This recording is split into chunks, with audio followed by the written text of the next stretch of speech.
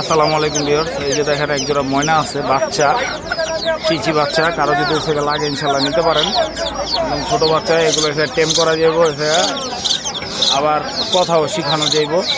দেখতেই পারতেছেন খাবারের জন্য পাগল হয়ে রয়েছে।